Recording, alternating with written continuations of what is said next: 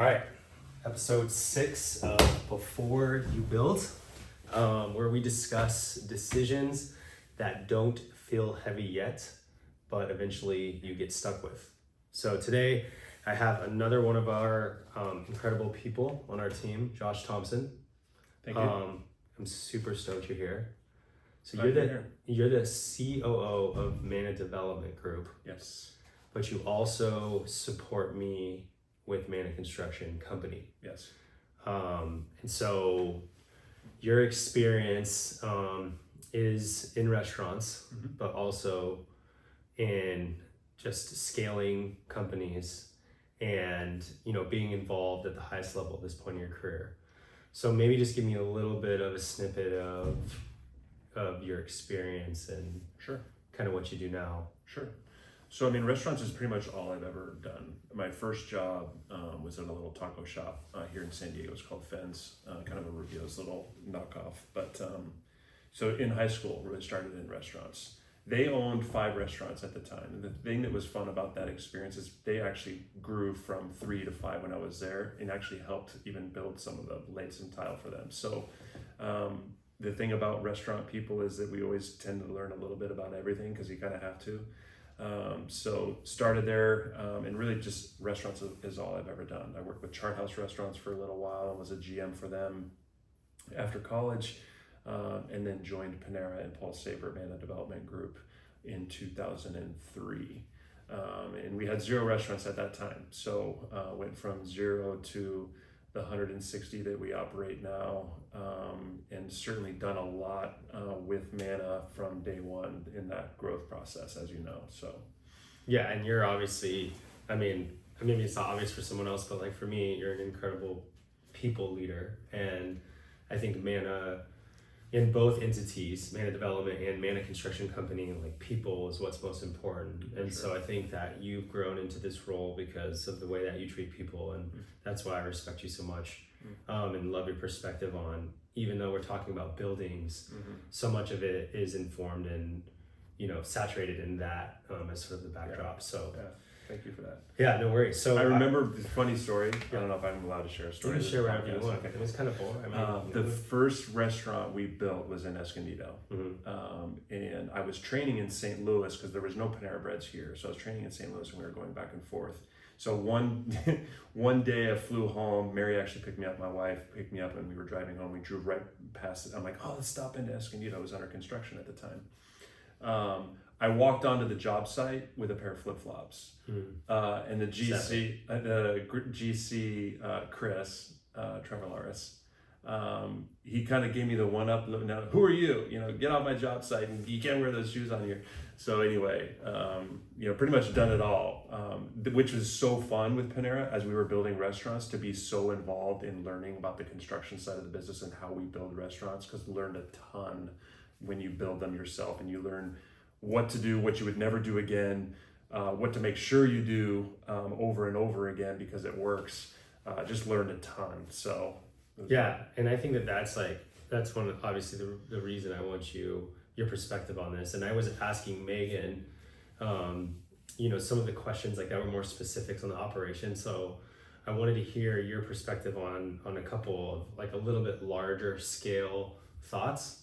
And so I know that you've lived it and experienced it, so I'm excited to hear your responses. Cool. But so what changes when a company grows from a few stores to a dozen?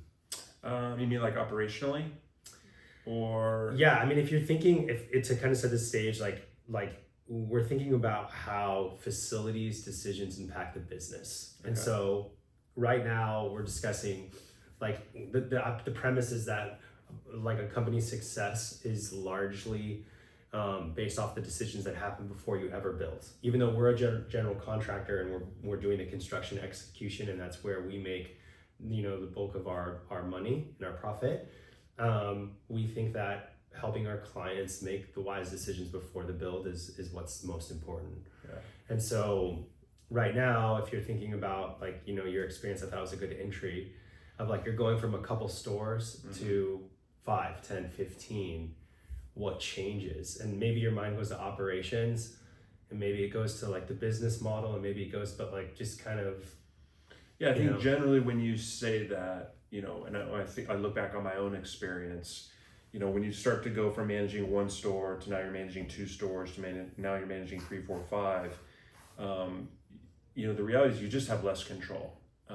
And the things that you can control in one area when you're having one restaurant and you can be there as long as you want to be and there's no other pulls on the business, you just have a lot more control on what happens, whether that be how well we perform that day or how well we take care of our guests that day. And the more and more you grow, the more and more you're trusting on other people to do those things, which really means the tools and the systems that you put in place have to almost replicate what you would be doing if you were there, so that when you aren't there, the tool and the system kind of replaces yourself.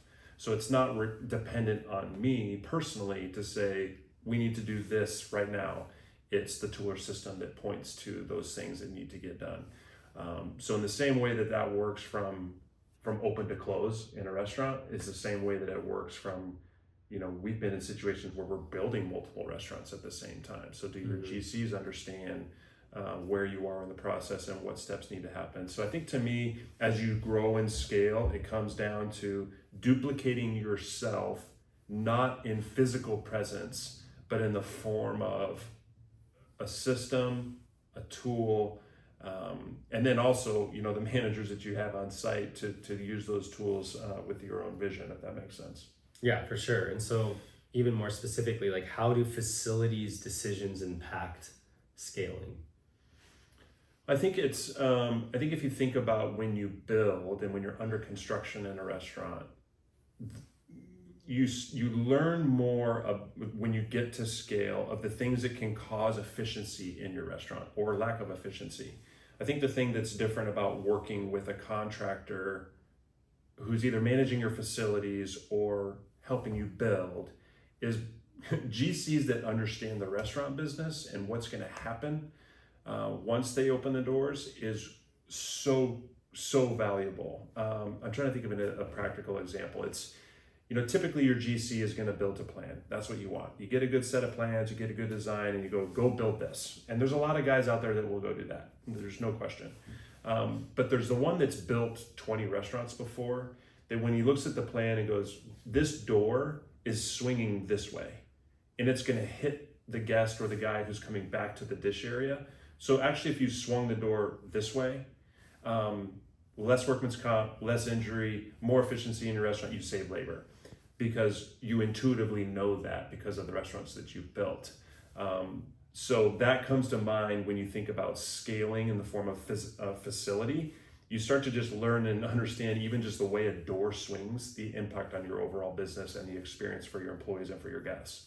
Yeah, and Megan was talking about, our director of training was talking about how, the things that she looks at when she comes in, and a lot of it has to do with safety and like equipment maintenance and, she was referencing like grout and tile and spaces that like water can enter and things like that. And I think one of the things that we, probably have become like really comfortable with because we have built for Manna Development at Manna Construction is like these feedback loops are so like they're quick. And so we can take something that you say and we can run with it right away, which I think is also important. Like working with the same general contractor 100%. Allows you to have that open communication, because the reality is when you're building restaurants and you're scaling, you're learning every single project.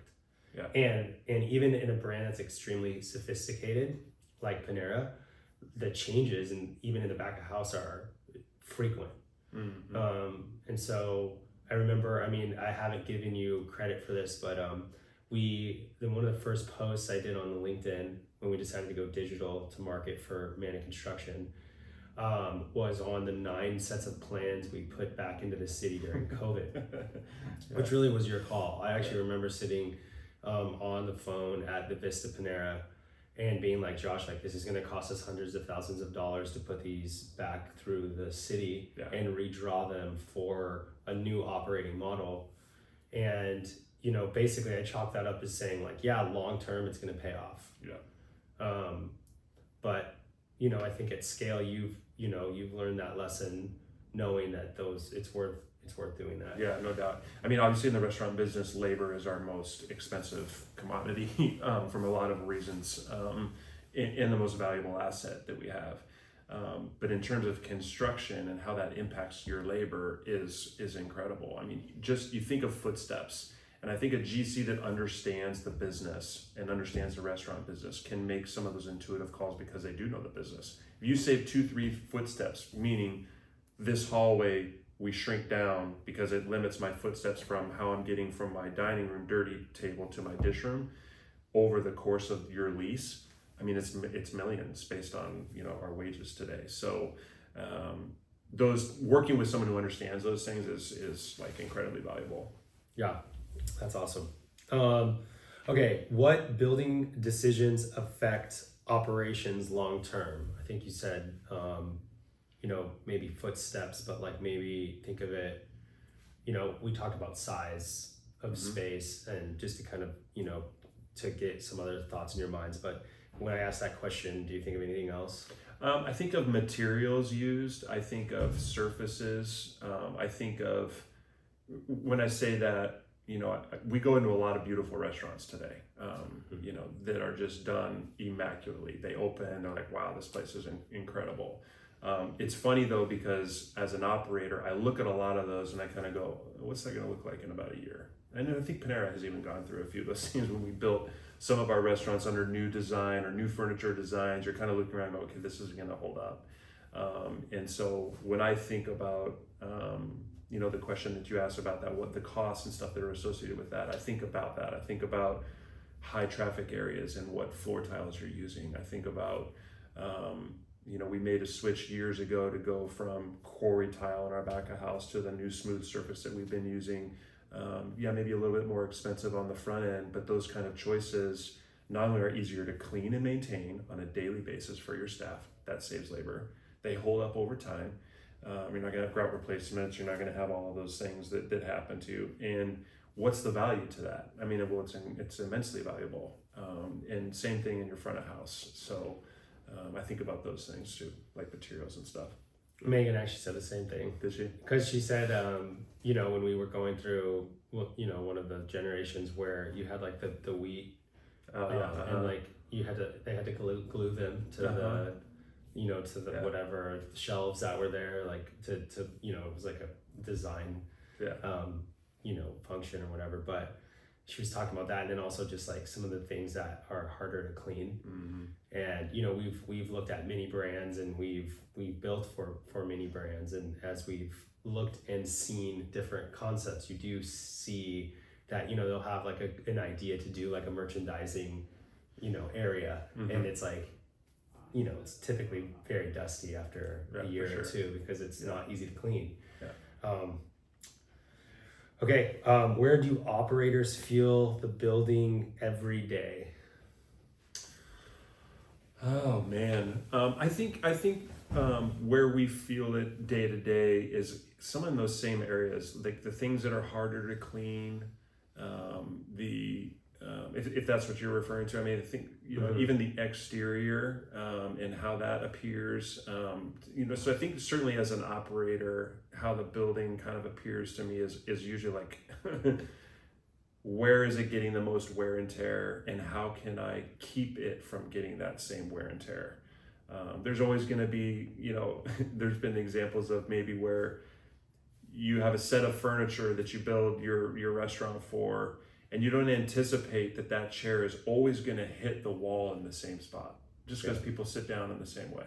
So how can we either one, get the right chair so that it doesn't do that, or put the wall in a spot to where it just limits the ability for that damage to happen, because that's the thing that's hardest to do, is just like typically your restaurants get beat up. I mean, there's lots of people coming in and out of them every day, and your employees coming in and out of them every day. So the best that we can try to limit those ways where it's going to just get continual wear and tear is really valuable.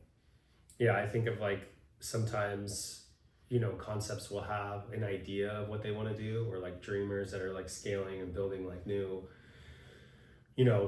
concepts or coffee shops or whatever it might be. And you see, Eddie talked about this a little bit in our space conversation, but you'll see things like in the hallway on the way to the bathroom because they've like run out of space.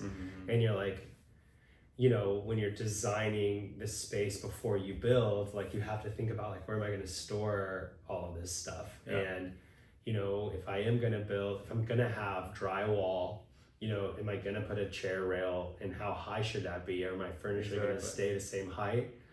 Because if it changes, then all of a sudden the chair is bumping the wall, and that leads to having to repaint the whole thing. Exactly right. So yeah, those are all really good points, and I'm sure we could point to many specific examples. I have a few more that I want to ask you because I'm really curious, and I know there's a lot of tangents we could go on, but how should operators balance upfront build cost versus long-term operating cost? Yeah, it's a really fine line that we walk all the time, because certainly, when you pick a site, you understand the economics, you understand how much you should build it for, and there's a budget for that, and you understand how that return on your investment pays off over the course of your lease. So every time you butt up against something that's going to push you over your initial budget, you have to put it through the filter of, okay, how does this repay for itself in the form of operational expenses over the course of your lease? And so that's the only filter you can run it through. I think a lot of people go over budget for things that don't save you operational expenses. I know I talked about maybe materials a little bit before, but that's one way that a lot of people will, if you pick this tile, you're going to go over budget. Well, those things never pay for themselves as much as you think that they do. But moving a countertop 1 foot in one direction, or shortening it 1 foot in one direction over the course, again, of a 10-year, 20-year lease, that's where you start to go, oh yeah, I mean, do I pay $20,000 to move this now, even though it's already been built? I got to tear it down and rebuild it and maybe do all this. If it's going to save you labor, yes. If it's easier to clean for you or maintain for you, or it's not going to need to be replaced again, those types of investments are the easy ones to make. But even then it's hard, because it's still a gamble, so to speak, of what your intuition is telling you, of what's going to be good for ease of operation. So yeah, always hard to make those decisions, but you just have to look through the filter of, I'm here for 20 years, so does this cost I'm going to spend now, at what point does that pay for itself? And if you can easily in your mind go, oh yeah, I mean, this is good, then you do them. I think that's like a really important distinction between having the lens or decision-making criteria be something you can pay for through operation expense versus just like a random upgrade. Exactly right. Yeah. Because you see that in developing concepts, like you'll see them spending on things that they'll never pay, for in their operating, in their operating model. Yeah. Especially on like local stores that maybe only have the vision for like one restaurant. Yeah. And they just have like sort of this like Taj Mahal vibe. And I think that's a really great insight. Maybe one of the most valuable things you've said today is that if you're making budgetary decisions and you're going to, even when you're making your budget, if you can look at it from the sense like you're going to make this up in operating cost, it's a good decision. Even not even just pushing your budget over the line of what you originally thought it would be, but even when you're designing, your space for your retail or restaurant. And I think the thing that's also, hard to predict and hard to plan for, but even if you look back at our early years of opening our first Panera, our business 20 plus years ago looks completely different than our business today, from how the order comes in to how we make it to even what is on our menu. So it's to the extent that you can try to build your restaurant to understand where the business is going, not necessarily where it is today, or to leave yourself room to do some of those things is also important. I see, sometimes operators can make that mistake where that's the benefit of scale. We can go back into some of our older cafes, the last 2 or 3 that maybe we built, and we kind of go, shoot, probably shouldn't have put that here. If we put it here, we would have been able to do this much better. So that's a convenience of scale, and would encourage obviously any operator before you build a second one, just spend a lot of time in your first one with your GC and kind of go, okay, this is working, this isn't working. So you can continue to kind of tweak what it looks like for you moving forward. Because early on again with Panera, we ran into some situations where you have a new menu item or you have a new way that someone can order from you, and it's just harder to make it work if you don't leave yourself room in your box to be able to do that. So yeah, and especially now that spaces are getting smaller and smaller, or at least like Eddie and I wrapped up a conversation about size where I said I feel safest starting small and then like going out from there. And Eddie said it a little bit different. Like, you got to understand the concept and then, decide like how much back house you need and then front of house. And I think we were kind of saying the same thing, but like generally like the spaces are getting smaller because you want to pay less and so I think that you really have to have a very strong idea of what your business is going to look like, not only today, but into the future, and make sure that you're making wise decisions on, those things you're not going to be able to change. And we've gotten really risky on our size in terms of how small we've gone now, because we're banking on where we see the business being, right. Depending on the trade area too, and, the ebbs and flows of the year or whatever it might be. Yeah. Okay. So two more questions. I don't know if we have time for 2, but you want 1 or 2? You feel better with 1? I don't know. Let's go. Okay, 2. Let's do 2. Okay. What does a smart facility strategy look like for growing brands? Wow. Next question. Okay. What advice would you give someone planning for their next 10 locations? That's a good question. Because I do feel like, look, we've learned a lot along the way. I will tell you that having one construction partner from building our first one, although it wasn't Manna Construction, it's the same people. I mean, Eddie was there, Richard was there. So having that experience of building with the same person is tremendously valuable. So if I was starting a restaurant company tomorrow and I wanted to build 10 restaurants, I'd be asking my peers, who's building restaurants for you? And let me talk to them. Let me see what they built. And then once I felt as comfortable as I could about making a decision, I would stick with that one partner. Because the things that they learn on the job about you and your business and how you want things done is tremendously valuable and saves you a ton of money. And going back to the city, you have to re-permit things because they just caught something. Hey, we didn't do it this way in the last one we built.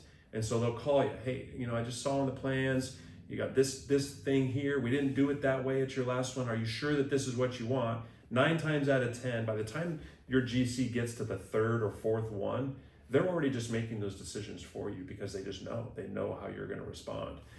So that was tremendously valuable for us when we built our restaurants. You see a lot of other folks that will go out there and they'll just get the cheapest bid. And yes, getting an affordable bid is very important. But what you get with an affordable bid sometimes is someone who's just not as invested in your business as they should be. It's just a job.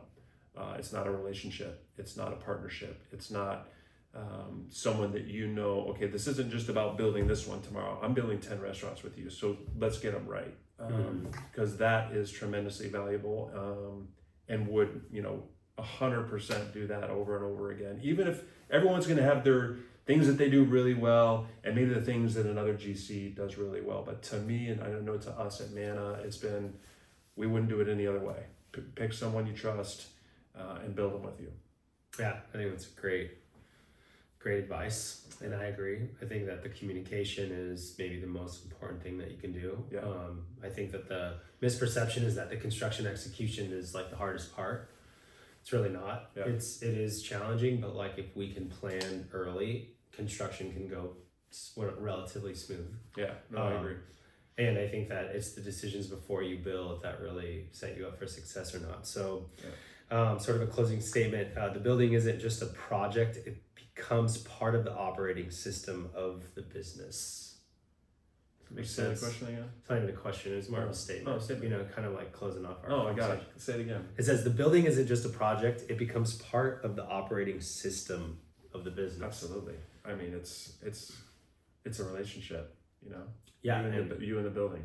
Yeah, well, that's kind of where we've moved as a brand for Mana Construction, is like the building is part of the business model. 100%. And it's tough when you want to just sell sandwiches, or you like your dream is to sell coffee or matcha or, you know, clothes or, you know, whatever it might be. Like that's what you want to do. Yeah. And so you think like, oh, I'm not in the building business, but like you are the second you open up a storefront.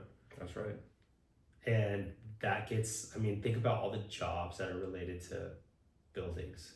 Well, and also think about, you know, when you know that the person that you're building the building with is also going to help you maintain it, they're already invested in making sure that this is an easy building to maintain. You know, someone who's just going to hand you the keys to somebody else and hand off like, okay, hey man, we're done, we're out. That's different. So yeah, and that's maybe where we have an extreme luxury in that that's true. sense. That's true. All right, well, thanks for your time. Appreciate you. You the man. You the man.